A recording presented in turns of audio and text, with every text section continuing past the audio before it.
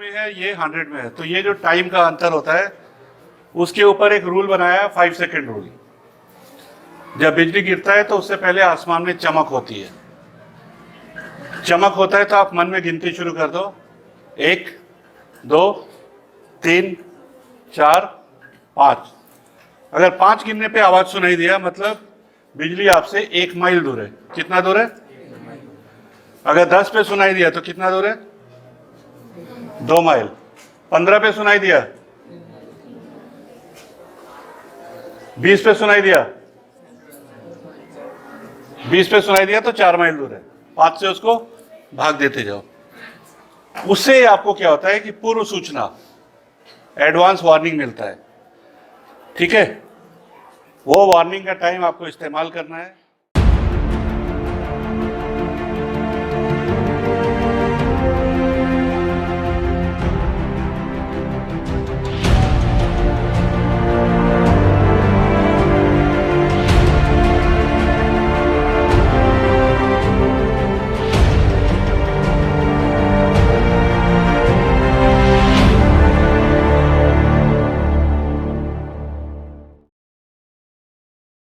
बाज आपने जाना तो बाज जो पोरे और शिक्षा अपना के दिबो। ठीक है।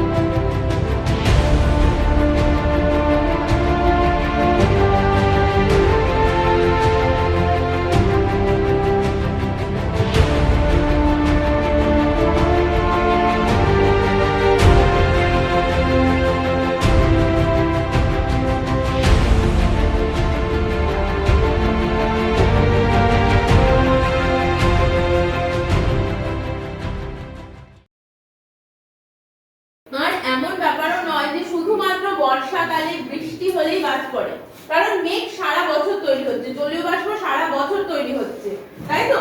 তাহলে মেঘও সারা বছর তৈরি হবে, তাহলে বাজ যে কোনো সময় পড়তে পারে না। আমাদের মাথায় একটা থাকে যে হ্যাঁ বর্ষাকাল বৃষ্টির সময় এখনই বাজ পড়বে, নইলে আর অন্য কোনো সময় বা গরমকালে শীতকালে বাজ পড়ে না।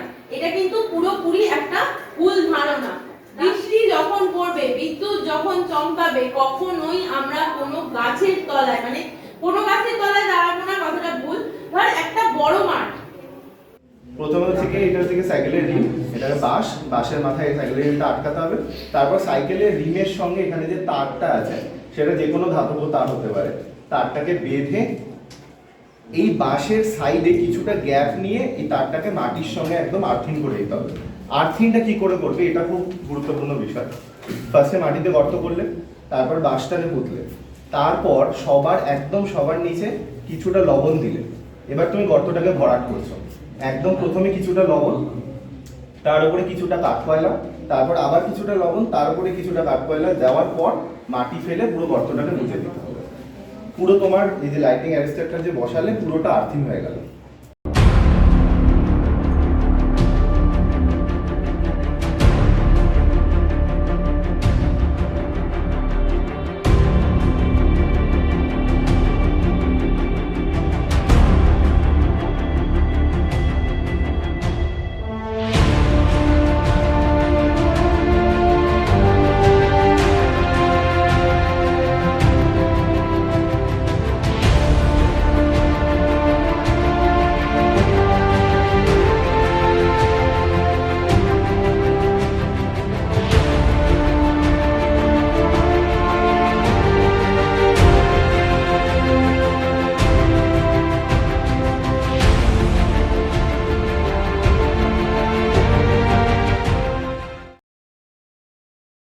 আচ্ছা বাবাকে বলবে যে যখন এরকম বাজ পড়ছে বাবা তুমি শুকনো জমিতে গিয়ে দাঁড়াও।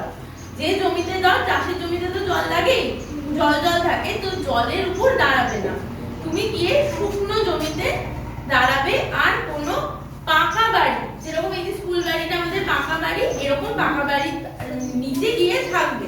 হ্যাঁ, খোলা মাঠে তো থাকবেই না, আর গাছের তলায়ও গিয়ে থাকবে না।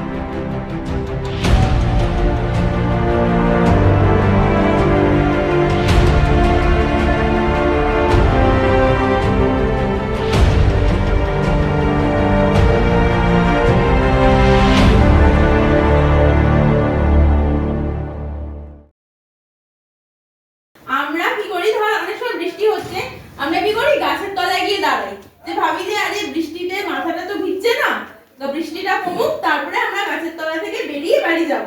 করি তো অনেকে। আমরা কখনোই বৃষ্টি পড়ছে যখন বা বাজ পড়বে যখন আমরা কিন্তু কখনোই গাছের তলায় দাঁড়াবো না, ঠিক আছে? যে ধর পুরো এইরকম তোদের স্কুলের মাঠ যেরকম, এরকম ধর বড় একটা মাঠ, তার মধ্যে যদি একটাই গাছ আছে তাহলে তো কখনোই দাঁড়াবো না, কারণ যত লম্বা গাছ হয় তার উপরে সবার আগে বাজ পড়ে। দেখবি বাজ সবসময় বেশি পড়ে সুপুরি গাছে, নারকেল গাছে বা তাল গাছে, যে গাছগুলো অনেক লম্বা হয়। হ্যাঁ, ওই তো বাজ পড়েছিল ওই জন্য।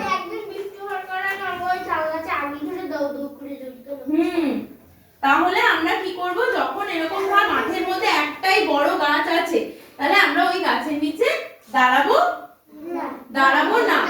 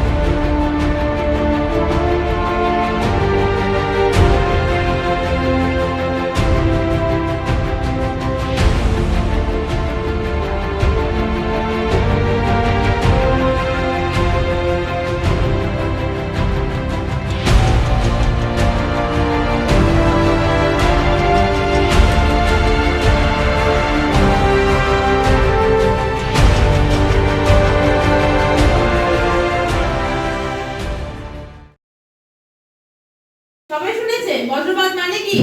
আমরা এমনিতে কি বলি? বাজ পড়া। হ্যাঁ, বাজ পড়া কার কার ভালো লাগে শুনতে, আর কার কার ভয় লাগে? ভয় লাগে কার কার?